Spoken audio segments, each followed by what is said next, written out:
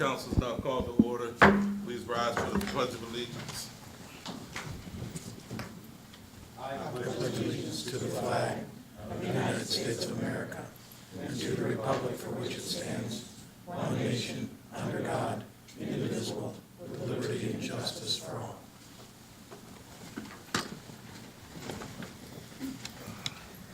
Carol, Thank you, Mr. Chairman. Let us pray. For the healing of the nations, Lord, we pray. For just and equal sharing of the things that earth affords, lead us forward to freedom from despair. Redeem us from the war and hatred, that all may come and go in peace.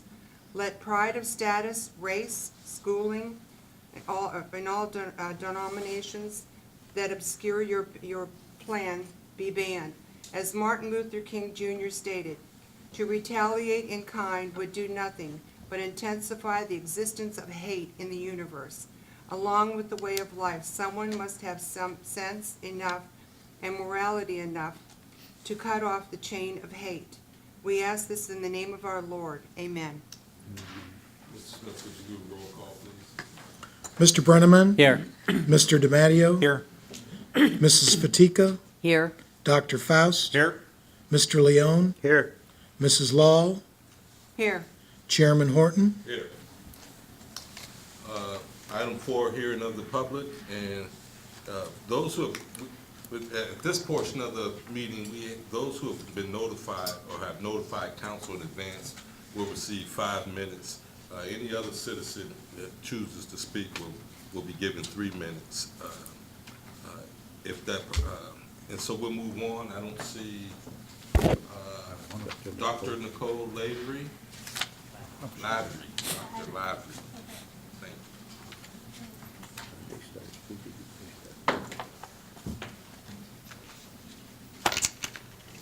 I have copies for you. I don't know if you need them.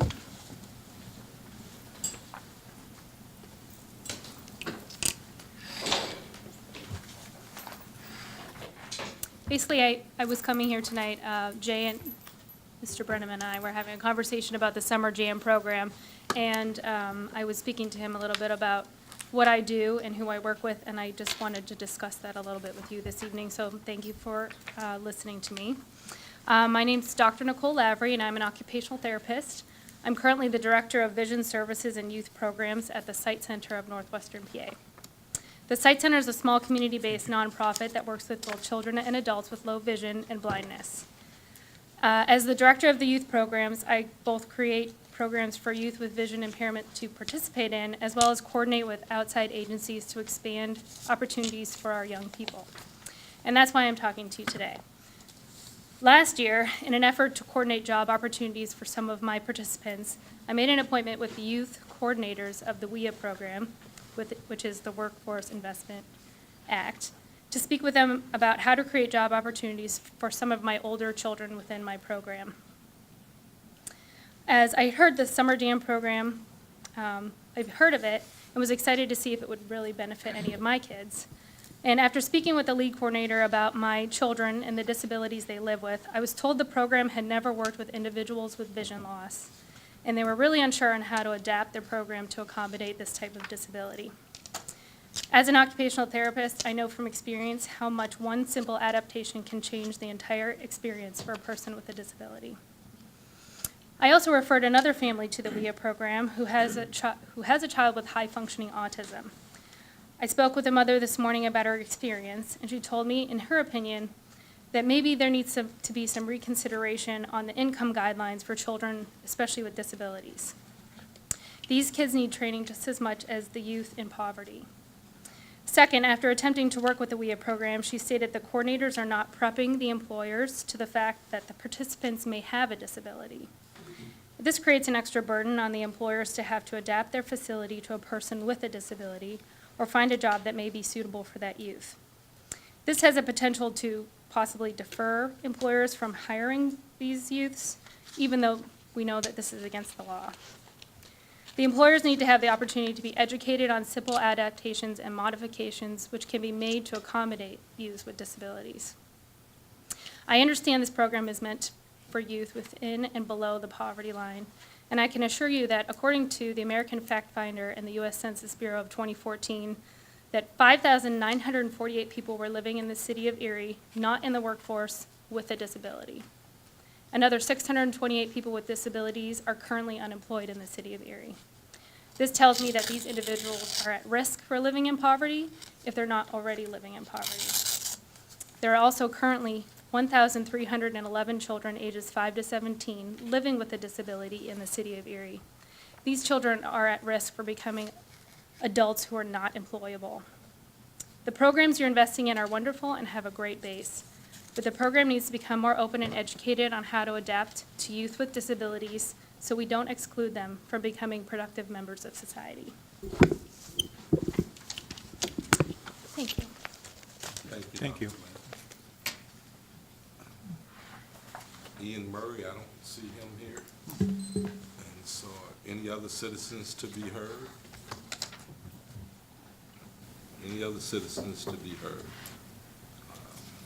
We'll move on to item 5. Mr. Chairman? Go ahead, Mr. Allen. Go ahead. Move to approve the minutes of the regular meeting of November 7th, the public meeting of December 1st, the regular meeting of December 16th, and the reorganizational meeting of January 4th. Second motion. Mr. Chairman, I was going to say, make the motion. yeah, I make the motion that we amend the minutes from November 17th to include the changes on page 13 of our budget concerning the library. Okay. Second. Let me deal with the first one first. Dr. Faust made the motion, to amend the minutes, seconded by Councilman Leon. You have to deal with the amendment first. Right. Vote on it. Vote on the amendment. Okay. Vote on the We're motion. ready for the vote. We'll do roll call, Mr. Smith. On the amendment, Mr. Brenneman, Yes. Mr. DiMatteo, Yes. Mrs. Fatika, yes, Dr. Faust, Yes? Mr. Leon, Yes. Mrs. Law, Yes. Chairman Horton, Yes. No. Motion as amended. Okay. Now, I'll entertain a motion as amended. You got They that? have the roll call. Roll call. Mr. DiMatteo, Yes. Mrs. Fatika, yes, Dr. Faust, Yes. Mr. Leon, Yes. Mrs. Law, Yes. Mr. Brenneman, Yes. Chairman Horton, Yes. Okay. Item 6, reports, county officials. Is there a county executive or her designee? Do you have a report? No reports tonight, Mr. Chairman. Thank you, sir. We'll have the Finance Committee report. Thank you, Mr. Chairman. Last Thursday, council met as the Finance Committee and agreed to put ordinances number 1 through number 6 on our agenda tonight, and we further discussed making ordinances 1 through 5 a second reading tonight, just to forward those along of issues of timeliness. We also agreed to put resolutions number 1, 2, 3, 4, 5, and 6 on our agenda tonight. In addition to that, we are going to propose passing a resolution to provide a non-binding letter of interest to participate in our intergovernmental transfer program. And also, we have a variety of appointments to various boards and authorities. Those run from letter N through letter X in our packet tonight. And we further agreed that if there wasn't any objection to any particular appointment that a member may have, we'll take care of all those in one motion. And then lastly, we will approve the sale of parcels from the repository tonight according to the 3 index numbers listed in our packet. End of report, Mr. Chairman. Thank you, Dr. Faust. We'll have the report from Personnel Committee. Mr. Chair, the Personnel Committee met immediately following the Finance Committee, and we agreed to move ordinance number 7 to the agenda. That completes my report, Mr. Chair. Thank you. Councilman Brenneman. We'll move on to other reports. Councilwoman Law. Thank you, Mr. Chairman. I'm just reporting on things that I attended for the county during the time between the last meeting and this one. I attended the Assessment Board meeting on January 11th, and I've given you a copy of the agenda and the copy of the minutes of their last meeting. There were 5 veterans exemptions granted since the last meeting. There is a criteria that has to be met to qualify for the exemption, and each one has met them. There was correspondence from Andrew Prishak, DO, questioning the exemption of the Site Center of Northwest Pennsylvania and the rental income they received. Because it was questioned, it was checked into, and they met the qualifications. The St. Martin Center has purchased property and combined this piece with others to qualify for the exemption. On the agenda was a list of court cases in different stages of the progress. 3 were added to the list: Erie Insurance, Bell Street Leasing, and Mill Creek Water Authority. The balance of the meeting was under executive session. I also attended on that date and had a meeting with Melissa Lyons, the Director of the Health Department, about the need for an immigration health coordinator position. My response to her was that my vote would depend on the receipt of funds from the state and the majority of council. I attended the meeting of Drug and Alcohol Board as liaison on the 2nd of this month, 20th of this month. It was a very informative meeting, as they have changed the computer programs and can now give the board members statistics that they were not able to with the old program. It was interesting to see that the separation of the problem areas we have in Erie County. I have a copy of the statistics. If any one of you are interested, I can supply that copy to you. The Drug and Alcohol Department has received almost all of its funding from the state and was able to fill empty positions and resume travel. The next meeting will be on March 16th. I also, on the 20th, attended the Boroughs Association dinner meeting at the VFW on Route 98. It was, despite the weather, well attended. Brian McGrath was there to speak for Jessica Haran-Kunzo about the COG and its abilities to help municipalities. He passed an invitation to consider joining. They covered the suggested slate of officers, and all of the suggestions of the committee were accepted. The list of dates and locations for the rest of the meetings for the year were discussed and approved. They will be printed in the next Boroughs Association yearbook, and that's all I have. Thank you, Mr. Chairman. Thank you. Councilman Brenneman, you have a report? Yes, Mr. Chair. I had the chance to, since I'm a member of the NACO Veterans Affairs Committee, I attended their conference call leading up to the legislative conference, which is next month. We discussed the fact that the committee, even though it's modeled based on the Pennsylvania County Commissioner Association, it has yet have any legislative or resolution passing powers, and so that's one of the things that we're pushing for, and we're hoping to discuss at the next conference. And also what was brought up by the only other member from Pennsylvania, from Potter County, discussed that the Vietnam Veteran Memorial, there's a new national movement out there to catalog the pictures, the faces of the members whose names are on the wall, so that adds a little bit more history or knowledge and acknowledgement of who these people were. I also attended the NACO Northeast Regional Call. Again, that was just setting the agenda for the upcoming conference. One of the other things that was discussed was the recently federally approved drug Narcan, which is being made more available to communities through various grants, et cetera. That drug is capable of basically reviving somebody who's overdosed on opioids. I had a great chance to take a tour of the county planning department today and their new location at the library.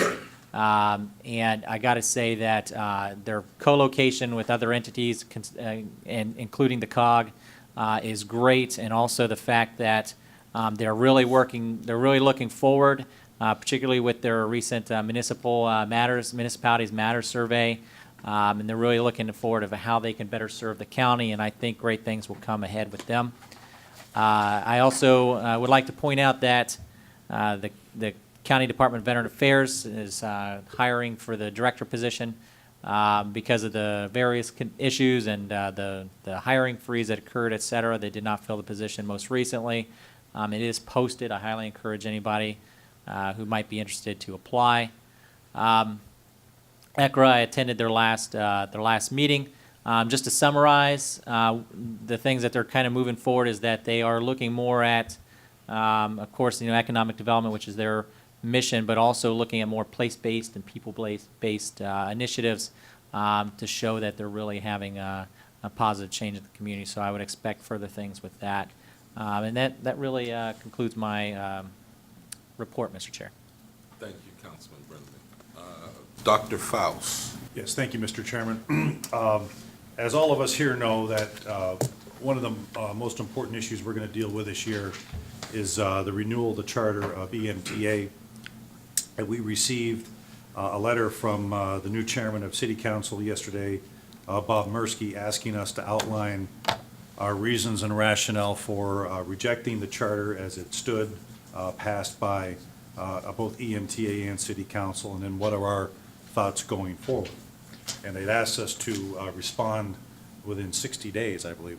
Was it not, Mr. DiMatteo, if I recall? That's the resolution that EMTA put forward last evening. And as I discussed in our subcommittee meeting earlier about EMTA, where Mr. Horton and Mr. DiMatteo attended, and also our caucus before our meeting today, that, we are pretty versed in the issues that are facing us, so I didn't think it'd be terribly difficult to put together those proposals. And I'm not going to outline them all here for the public meeting, but we have addressed each of the points that Mr. Mursky asked us to address.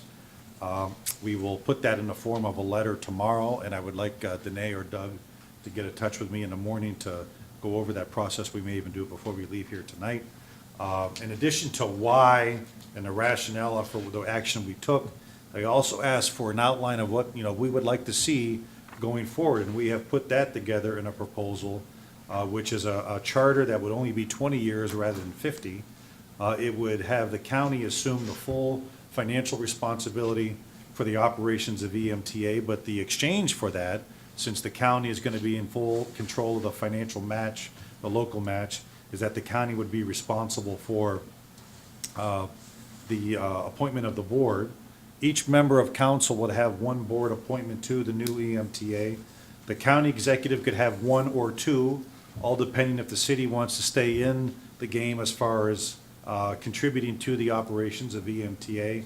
For instance, if they wanted to continue at their current level of operation, we would allow the mayor one appointment to the EMTA board.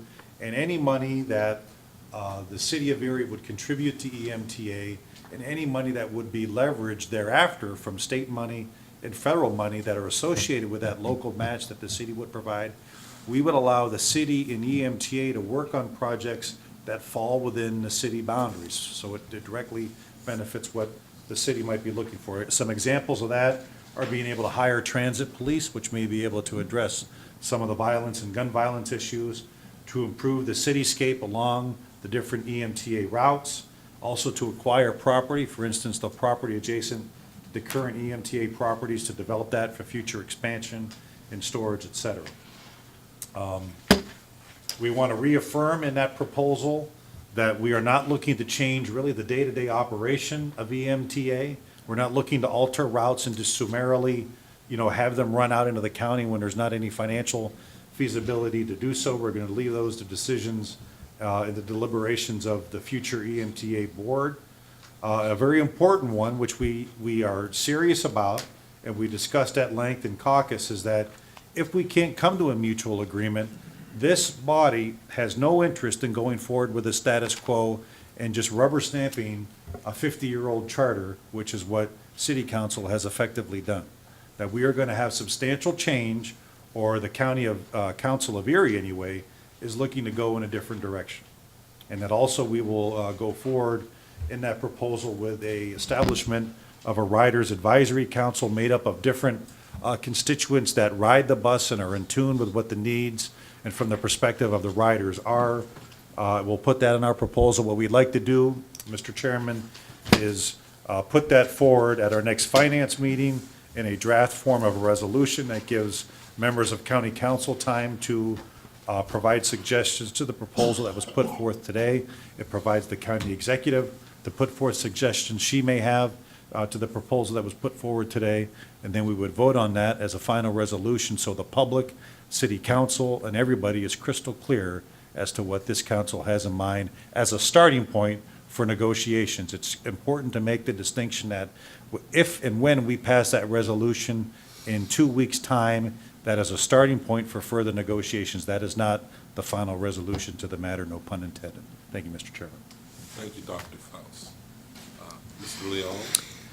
Thank you, Mr. Chairman. Well, the first meeting that I was supposed to go to was the Industrial Development Authority, and unfortunately, that was canceled.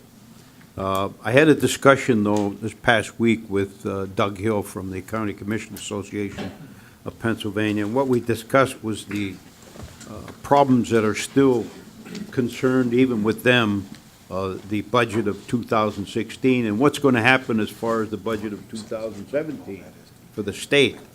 And I believe we all have concerns about it, and I think that they're looking at some more problems even in the future. I just hope that some of the people that are looking at this, some of the people that elect some of these, I don't want to. Careful, Mr. Chairman. I know I was going to say Republican, but I won't say it, okay? But anyway, meaning no disrespect toward you, Eddie, or toward you, Carol. We wonder why nothing gets done in Harrisburg, but go ahead. Maybe they should take the attitude we have and be a little more conducive toward our colleagues rather than some of the problems that we see. They've become so far apart that it's getting to be ridiculous. But anyway, we also discussed my appointment to the County Governance Committee, which I've been reappointed by the present chairman. Now, the past chairman of council, and we discussed that too, Greg, he appointed me as the liaison to the Governor's Advisory Committee, and that's for the CCAP itself. Unfortunately, I haven't received any kind of mail from anyone, and part of that, I think even Doug indicated, was probably because of the fact that they haven't done anything with the budget, and I'll be waiting in the future for them to do something in order to start. I have some ideas about being a liaison to the advisory committee for the governor, and I was on the advisory committee to Tom Corbett, who was the past governor, and I never saw anything happen with all of the issues and all of the ideas that we had, and I'm hoping that something comes about with this new governor and some of the ideas that they have on the advisory committee come to fruition in the end. Thank you, Mr. Chairman. Thank you, sir. Councilwoman Fatika, you have a report? I do not have a report at this time. Thank you. Councilman DiMatteo. Just as we spoke in caucus, just briefly, I said that I attended the EMTA board meeting last night, not as their liaison, but just as a member of county council. And as I said in caucus, I was disappointed in some of the rhetoric and the language that was used concerning the charter issue, and we will just leave it go at that at this time. Thank you, Mr. Chairman. Thank you. Before we move on to the next item, I just want to say, Dr. Lavery, that thank you for coming in this evening, and it's duly noted that there is another demographic out there that should be considered as well. What that transcribes into, whether it's Venango or whoever gets the contract, I'm sure that will be part of the equation. Be mindful that this body has nothing to do with the operation of the Summer Jam program, except we pay for it. But thank you for coming in this evening. We certainly need champions for those who have other obstacles in life to overcome than some of us. Thank you. Item 7, there's no old business, and so we'll move right to new business. Mr. Chairman, move to amend tonight's agenda to make second readings of ordinances number 1, 2, 3, 4, 5, and 7. Second. Moved by Dr. Faust, seconded by Councilwoman Law. Would you do roll call? Mrs. Fatika, Yes. Dr. Faust, Yes? Mr. Leon, Yes. Mrs. Law, Yes. Mr. Brenneman, Yes. Mr. DiMatteo, Yes. Chairman Horton. Yes. Okay, and just for clarity's sake, for those that are in attendance here, what we just did was we moved those readings to second readings, and we grouped some things together. Whatever is a second reading, we'll vote on, and it will become law. And also, we'll be dealing with some resolutions and appointments, as well as some sales of tax parcels. So, could I have a reading of ordinance number 1 in title only? A second reading of ordinance number 1, 2016, amending the Erie County Municipal Waste Flow Control and Transporter Licensing Ordinance. So moved. Second. Moved by Mr. Leon, seconded by Dr. Faust. Roll call? On ordinance 1, Dr. Faust, Yes. Mr. Leon, Yes. Mrs. Law, Yes. Mr. Brenneman. Yes. Mr. DiMatteo. Yes. Mrs. Fatika, Yes. Chairman Horton. Yes. We'll have the second reading of ordinance number 2 in title only. A second reading of ordinance number 2, 2016, first 2016 debt service fund budget, supplemental appropriation of $1,154,926, and new line items for 2015 budgeted funds not transferred to debt service due to budget impasse. So moved. Second. Is there any discussion? Roll call, please. On ordinance 2, Mr. Leon, Yes. Mrs. Law, Yes. Mr. Brenneman. Yes. Mr. DiMatteo. Yes. Mrs. Fatika, Yes. Dr. Faust, Yes. Chairman Horton. Yes.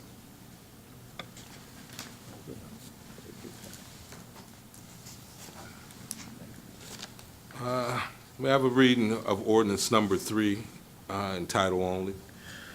A second reading of ordinance number 3, 2016, first 2016 general fund budget, supplemental appropriation of $315,738 for 2015 budgeted funds not transferred to debt service due to state budget impasse. So moved. Second. Moved by Dr. Faust, seconded by Mr. Leon. Any discussion? Roll call. On ordinance 3, Mrs. Law, Yes. Mr. Brenneman, Yes. Mr. DiMatteo. Yes. Mrs. Fatika, Yes. Dr. Faust, Yes. Mr. Leon, Yes.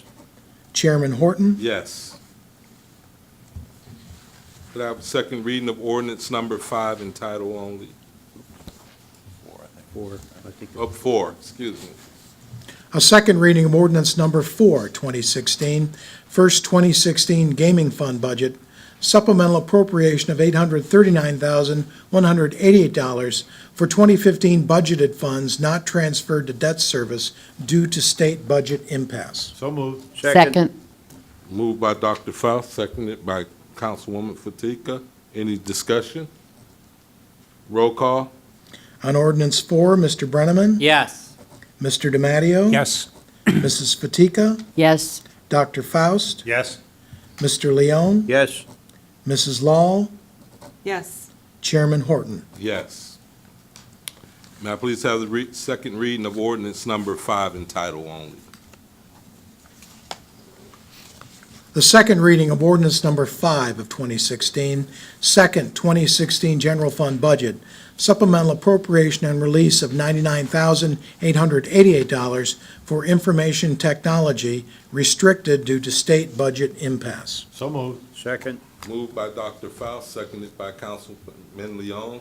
Any discussion? Roll call, please. On ordinance 5, Mr. DiMatteo, Yes. Mrs. Fatika, Yes. Dr. Faust, Yes. Mr. Leon, Yes. Mrs. Law, Yes. Mr. Brenneman, Yes. Chairman Horton. Yes. May I please have the second reading of ordinance? Ooh, that's a first, right?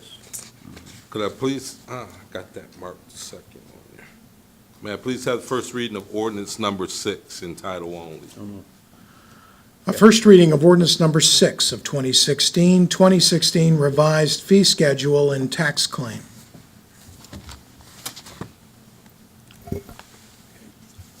Could I have, and that's a first reading, so there's no vote on that for those of you who are following along. Item G, may I please have a second reading of ordinance number 7 in title only? A second reading of ordinance number 7 of 2016, third 2016 general fund budget, supplemental appropriation of $13,322 for change in grade of MDJ secretaries. So moved. Second. Moved by Councilman Brenneman, seconded by Dr. Faust. Is there any discussion? Mr. Chairman, Yes, sir.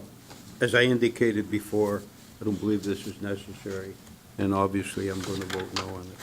Thank you. Any other discussion? Roll call, please. On ordinance 7, Mrs. Fatika, Yes. Dr. Faust, Yes. Mr. Leone, No. Mrs. Law, Yes. Mr. Brenneman, Yes. Mr. DiMatteo, Yes. Chairman Horton, No.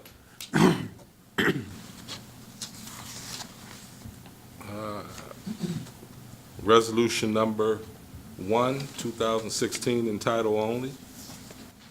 Resolution number 1 of 2016, appointment of firm to perform comprehensive single audit for Erie County and related funds for the year ending December 31, 2015. So moved. Second. Second.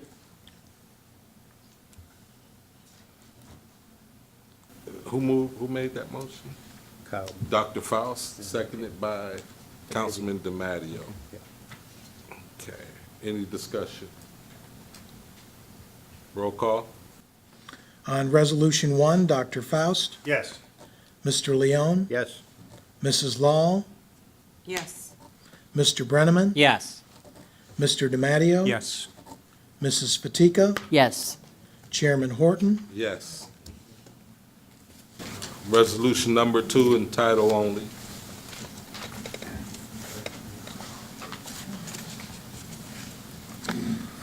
Resolution number 2, 2016, adoption of 2015 revised Erie County Act 101 Municipal Solid Waste Management Plan. So moved. Second. It's been moved by Councilman Brenneman, seconded by Dr. Faust. Any discussion? Roll call, please. On Resolution 2, Mr. Leone, Yes. Mrs. Law, Yes. Mr. Brenneman, Yes. Mr. DiMatteo, Yes. Mrs. Fatika, Yes. Dr. Faust, Yes. Chairman Horton, Yes. Resolution number 3 in title only. Resolution number 3 of 2016, exonerating all taxes, penalties, interest, and fees on properties owned by the Erie Redevelopment Authority. So moved. Second. Moved by Dr. Faust, seconded by Councilman Leone. Any discussion? Roll call, please. On Resolution 3, Mrs. Law, Yes. Mr. Brenneman, Yes. Mr. DiMatteo, Yes. Mrs. Fatika, Yes. Dr. Faust, Yes. Mr. Leone, Yes. Chairman Horton, Yes.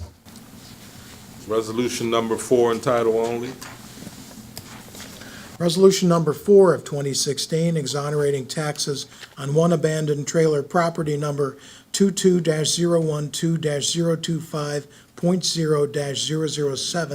22-012-025.0-007.55 in the General McLean School District and Franklin Township. So moved. Second.